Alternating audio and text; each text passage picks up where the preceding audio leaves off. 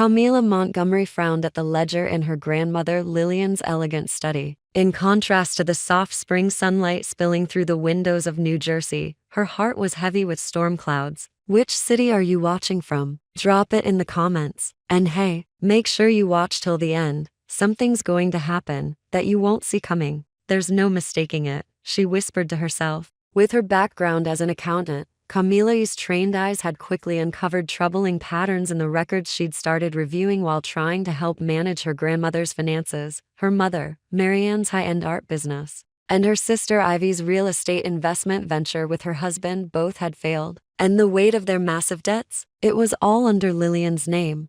What are you doing? Camila jumped, startled by the voice behind her. She turned to see Marianne standing in the doorway. I'm just checking on grandmother's finances, Camila replied, trying to stay composed. Our family is handling her assets just fine, Marianne said briskly. There are quite a few irregularities, Camila responded, not backing down, particularly in the funding for your gallery and Ivy's investment project with Danny. Did grandmother really approve all of this? A flicker of unease crossed Marianne's face. Of course, she said she wanted to support her family, but both businesses failed. Didn't they? Is there a plan to repay the debts? That's none of your concern, Marianne snapped. There's going to be a family meeting tonight. Everyone will be there. That evening, the Montgomery family dining room was thick with tension. Camila's father, Charles, sat at the head of the table, flanked by Marianne and Ivy. Ivy's husband Danny sat beside her, his expression unreadable. Tonight's meeting is about integrity and family, Charles announced.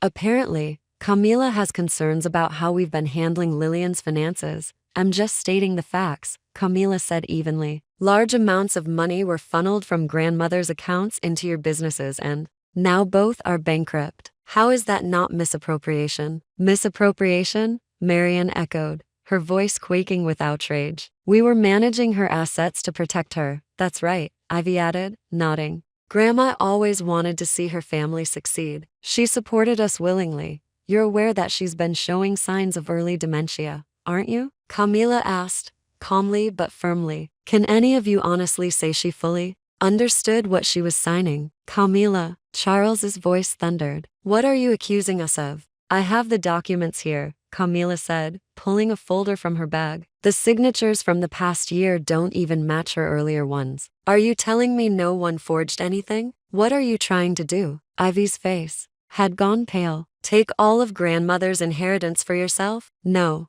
Camila said. I'm trying to protect her. We love and respect her, Marianne said, rising from her chair. Though someone like you, an outsider, might not understand that, I'm going to tell grandmother the truth, Camila declared. She deserves to know. Charles's face turned red with rage. Unforgivable. You would dare betray your own family? He's right, Marianne said coldly. If you stay here, you'll just upset your grandmother. Your presence is disrupting our peace. You're throwing me out for telling the truth? Camila asked, stunned. Get out, Charles said, his voice like ice. Don't come back. You are no longer part of this family. That night, Camila left the Montgomery estate with a single suitcase, its wheels scraping the pavement as she walked into the dark. Her phone rang. Unknown number. Camila, came a familiar, fragile voice. Grandma, I heard you left, Lillian said softly. What happened? Grandma, there's so much I need to tell you. Lillian's voice grew steadier. I may be old, Camila, but I'm not a fool. There's a lot we need to talk about, but not over the phone. I understand, Camila said, her heart tightening. I'll contact you tomorrow through my lawyer, Lillian promised. We'll find a way to meet privately. 8 years passed. Camila Montgomery stood in her small apartment kitchen, brewing her morning coffee, when the call came. This is William Carter, Lillian Montgomery's attorney, said a composed, male voice. Camila's hand tightened around the mug. She was used to William's regular updates, but this call wasn't scheduled. Has something happened? I'm afraid I have some sad news, William said quietly. Lillian passed away peacefully last night. Camila pressed her back against the counter, eyes closing for a moment. For 8 years, she and her grandmother had stayed in contact, discreetly, through William, through a loyal nurse no one else knew. But Camila had known her grandmother's health was failing. The funeral will be held the day after tomorrow at St. Matthew's Church, William said. Lillian made it very clear she wanted you there. The rest of the family has been notified. Camila took a deep breath. I'll be there. After ending the call, she walked to the window and looked out at the city she'd built a new life. And that night so long ago had changed everything. But even after being cast out, she had quietly gathered evidence, spoken to professionals, documented everything. All of it in secret, waiting.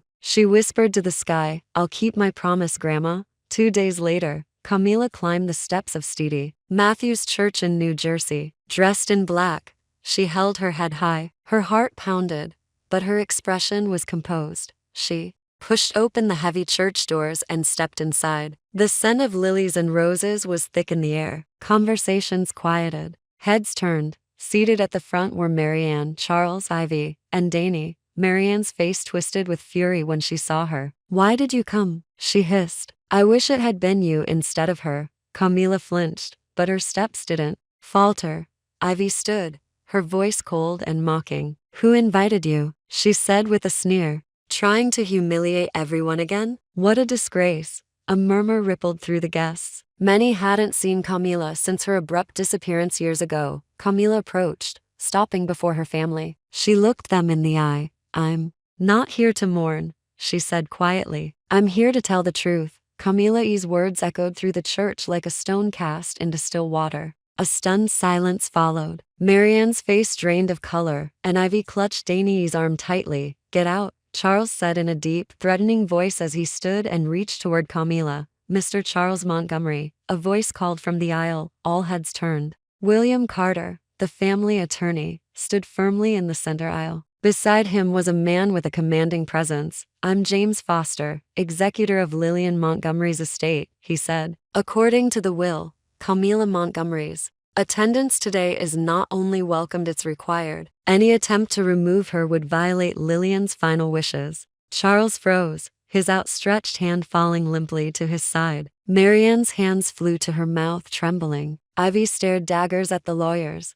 This is a private family affair, Ivy hissed. We won't be bullied by legal threats. These aren't threats, William said smoothly. Just legal facts. The will's reading will proceed immediately after the service, and Camila's presence is essential. Tension gripped the room as the funeral ceremony began. Camila sat apart from the rest of the family, her eyes fixed on her grandmother's casket. In her heart, she spoke quietly. I'm here, Grandma, just like I promised. Throughout the service, Camila occasionally glanced toward the family pew. Marianne wiped away tears over and over, though it was hard to tell whether they came from grief or dread. Ivy leaned in repeatedly to whisper to Danny, casting anxious glances toward Camila. Charles remained stone-faced, not betraying a single emotion. When the service ended, the mourners began to file out. William approached Camila. The will is being read in a side room of the church, he said quietly. Only immediate family and yourself will be present. Camila nodded. I'm ready. As they walked toward the room, Marianne suddenly stepped in front of Camila, her face pale and tense. What game are you playing? She asked, her voice barely more than a whisper. After 8 years of silence, you show up like this? Camila met her gaze. You're the one who cut me off, remember? But grandmother never did. Marianne's lips parted, but no words came. You'll understand soon enough, Camila said as she stepped past her mother and entered the room. The small conference space was dimly lit, with a heavy wooden table surrounded by chairs. A large window let in some gray light from the overcast sky outside. Camila sat near the entrance. William and Foster took their seats at the head of the table. Minutes later, the rest of the family entered. Marianne and Charles sat side by side. Ivy and Danny took chairs at the farthest point from Camila, as if trying to put distance between them. The room went quiet, the ticking of a wall clock slicing through the heavy air. William cleared his throat and opened a thick folder. I will now read the last will and testament of Lillian Grace Montgomery, he began, his voice solemn. Camila's eyes didn't waver. The moment her grandmother had prepared for, the moment Camila had been building toward for 8 long years, had finally arrived. I, Lillian Grace Montgomery, being of sound mind, William read, do hereby declare the following distribution of my estate. Marianne sat up straighter. Ivy clutched Danny's hand. Charles's expression didn't change. Camila sat quietly, calm and resolute. First, William said, I hereby donate 70% of my total assets to the Silver Watch Foundation, an organization dedicated to preventing elder financial abuse. Shocked her through the room like a lightning bolt. What? Ivy gasped. That's impossible. Marianne cried, leaping to her feet. There must be a mistake. Please sit down, William said sternly. There's more. Marianne sank back into her chair, hands trembling. Second, William continued, I bequeath 25% of my estate to my granddaughter, Camila Renee Montgomery. This is absurd. Marianne snapped. Unacceptable. You'll have your chance to contest if you wish, William replied. But I'm not finished. Third, he continued, the remaining 5% shall be divided equally among my daughter Marianne Montgomery, granddaughter Ivy Harris, and son-in-law Charles Montgomery. Ivy shot to her feet. 5%? Split 3 ways? That's completely unfair. William's tone didn't change. Furthermore, he said firmly, Camila Renee Montgomery is appointed as the executor of this will. She is granted full authority to manage the estate and oversee the execution of this distribution. This time, Charles visibly flinched. His face turned pale and he gripped the edge of the table.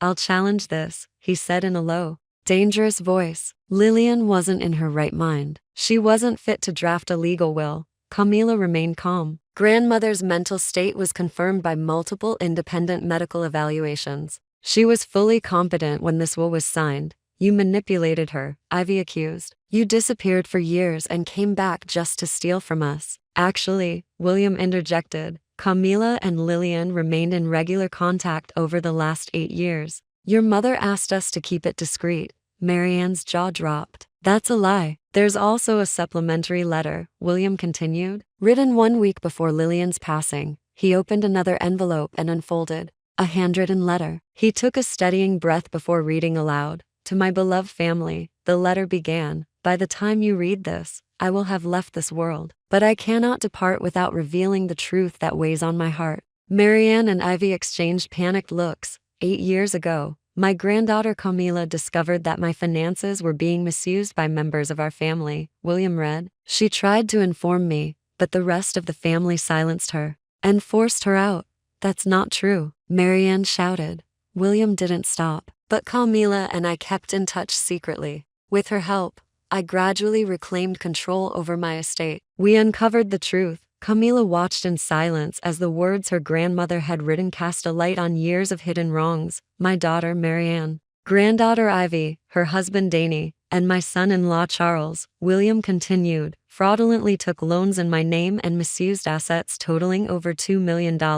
This is slander, Charles bellowed, slamming his fist against the table. I'll sue you for this. You're free to pursue legal action, Foster said calmly. But all of Lillian's financial records and related evidence were submitted to the authorities prior to her death. The room froze. Marianne covered her face, Ivy clung to Danny, and Charles looked as though the air had been knocked out of him. I had long hoped, William continued, that my family would acknowledge their mistakes and ask for forgiveness. But that day never came. So I leave the truth in Camila E's hands. She is the only one who never betrayed my trust. Tears filled Marianne's eyes. Mom, why? William gently folded the letter and placed it back into the folder. There will be a full presentation of the evidence tomorrow at our office at 10 o'clock am. Everyone involved is required to attend. The silence in the room was suffocating. Marianne, still crying, turned to Camila. What did you say to her? What did you whisper in her ear that turned her against us? Camila stood slowly. I didn't turn her against anyone, she said.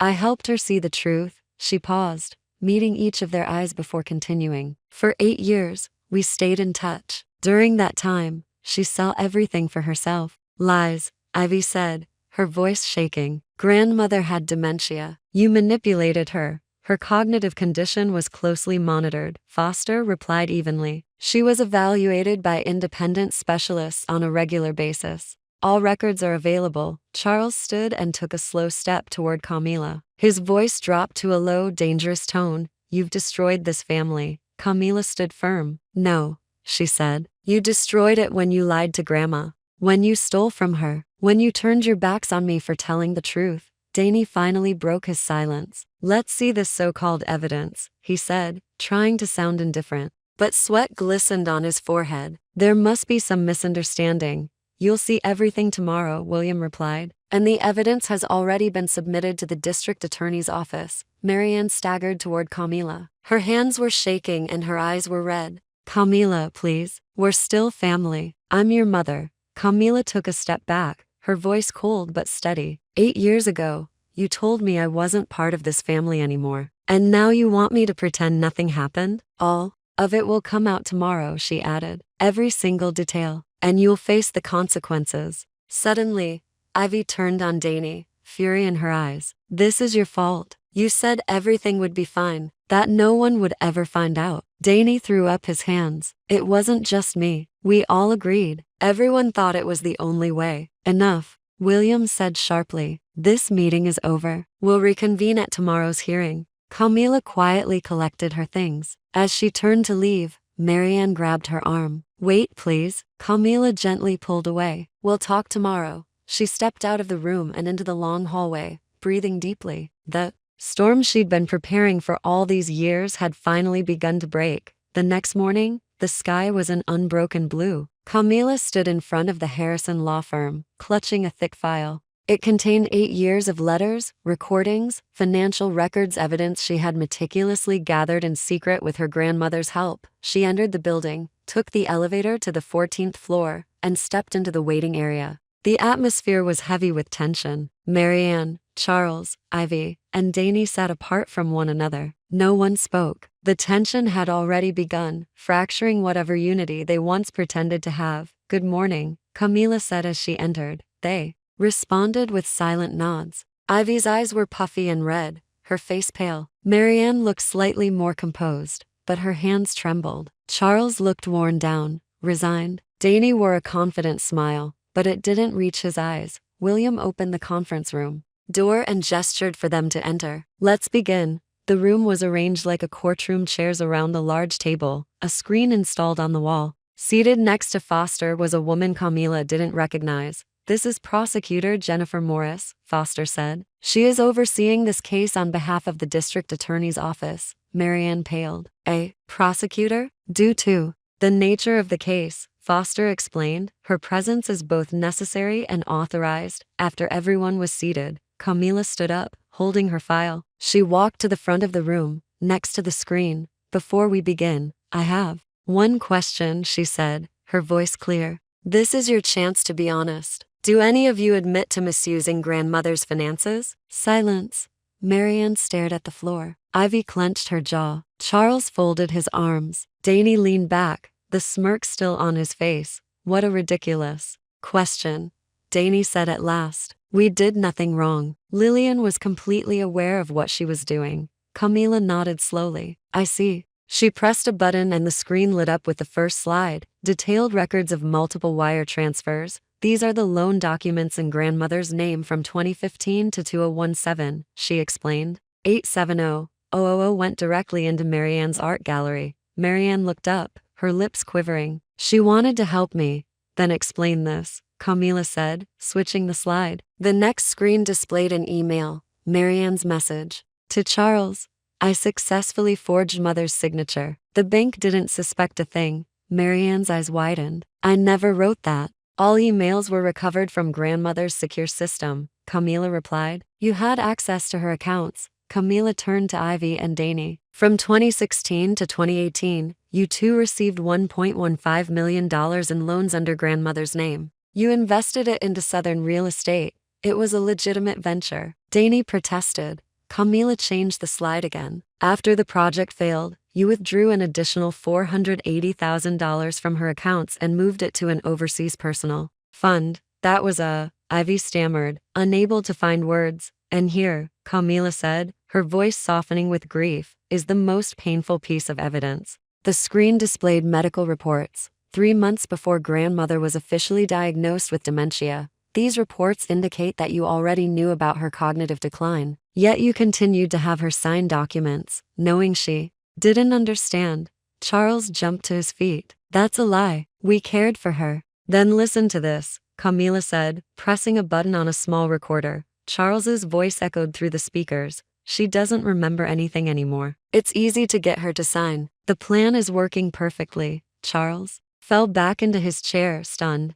After I confronted you 8 years ago, Camila said, grandmother began placing recording devices in her study. She suspected something was wrong. Even when her mind was beginning to fade, her instincts were still sharp. Marianne sobbed into her hands. I never meant to hurt her. My gallery was failing, and I didn't know what else to do. And this, Camila said, showing the final slide, is the last piece. It was a still image from a video. In the corner, Lillian sat in her armchair, speaking to the camera. Grandmother recorded a message, Camila said quietly. In her own words, while she was still of sound mind, Danny stood abruptly. This is illegal. You can't use that. Prosecutor Morris finally spoke. All evidence shown here was collected with full authorization. Lillian Montgomery legally granted Camila the right to investigate on her behalf. The evidence is valid and admissible. The room fell into complete silence. Marianne sobbed. Ivy turned away from Danny, her face twisted in regret.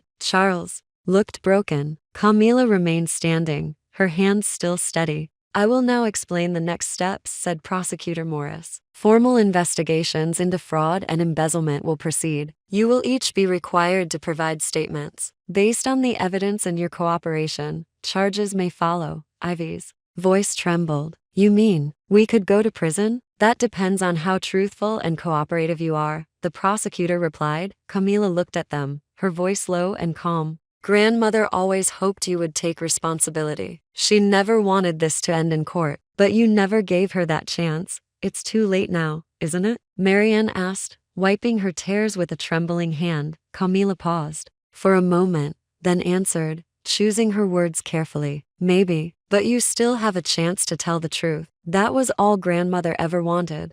The atmosphere in the room shifted, less combative now, more fragile. Marianne looked down at her folded hands and spoke in a voice barely above a whisper. I started it, she admitted. At first, she agreed to help fund the gallery, but when things got bad, I panicked. I couldn't tell her. I didn't want to disappoint her, so I forged the paperwork. I'm sorry. Ivy's voice broke as she joined in. It wasn't supposed to be like this. Danny told me everything would work out, that no one would notice. I went along with it. I shouldn't have. Don't. Danny snapped, eyes darting toward the prosecutor. Not a word without a lawyer. It's over, Danny, Ivy said softly. We were wrong. Charles sat quietly, then slowly raised his head. Camila, he said, his voice hollow. I regret what I said to you that night. I regret throwing you out. You were right. Camila met her father's eyes. Her chest ached with the weight of the past, but she didn't look away. You betrayed her, she said. And you betrayed me too. But even after everything, she still loved all of you. Until the very end. Prosecutor Morris closed her notebook. Everyone, please report to the district office tomorrow morning at 9 o'clock a.m. We'll begin formal statements. The meeting ended quietly. Camila packed up her materials, but before she could leave, Marianne approached her again. Camila. Her voice was barely a whisper. Are we still a family? Camila looked at her for a long time. You'll have to decide what family really means, she replied. Then, without another word, she walked out of the room. In the hallway, there was no trace of the strong, unified family they used to pretend to be, only broken individuals, sitting in silence, left to confront the wreckage they'd created. Camila thought to herself, it wasn't the truth that tore us apart. It was the lies you lived in for too long. A year passed. The old Montgomery estate in the New Jersey suburbs had been transformed into the Lillian Montgomery Senior Support Center. Camila stood on the wide veranda, looking out at the trees, just starting to turn gold and red in the autumn air.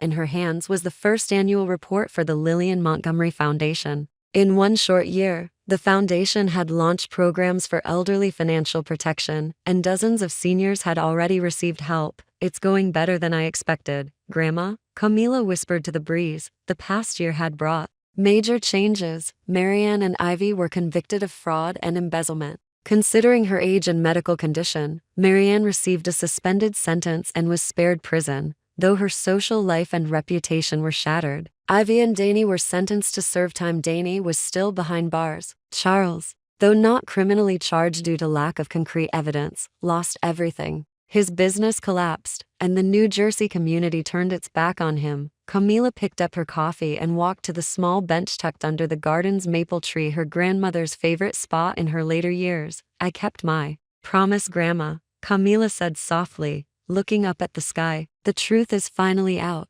Her phone buzzed. On the screen, Mom calling. Since the trial, Camila and Marianne had taken slow, careful steps toward rebuilding their relationship. It hadn't been easy, but Marianne had shown signs of true remorse. She was trying. Camila answered. Hi, Mom. Camila, Marianne said gently. How are things going with the center? We're in the final stages for next week's opening, Camila replied. Everything's coming together. Do you need help? Marianne asked. Volunteers. Maybe. I'd love to be part of it. For her, for Mom's sake. Camila paused, then smiled faintly. Actually, we do need more hands. If you're serious. Completely, Marianne said. I want to do this right. After ending the call, Camila looked up at the sky again, the clouds gently drifting above. The family was still fractured, but slowly, painfully, they were starting to stitch something new together. She returned to the office and picked up the draft manuscript on her desk. The title read, Silent Justice, The Truth and Prevention of Elder Financial Abuse, a book she had written from her own experience. Only 3 months after publication, it had already stirred conversations across the country. Outside, staff bustled around, preparing for the center's launch. Camila watched them through the window, people who had become like a second family, people who believed in what Lillian had dreamed of. She looked at her grandmother's photo on the wall and smiled. You were right, Grandma, she whispered. You can't build happiness on lies, but you can build something beautiful on truth. Camila stepped outside into the afternoon sun. She walked toward the future, not free from the pain of the past, but finally at peace, knowing she had turned it into something that mattered.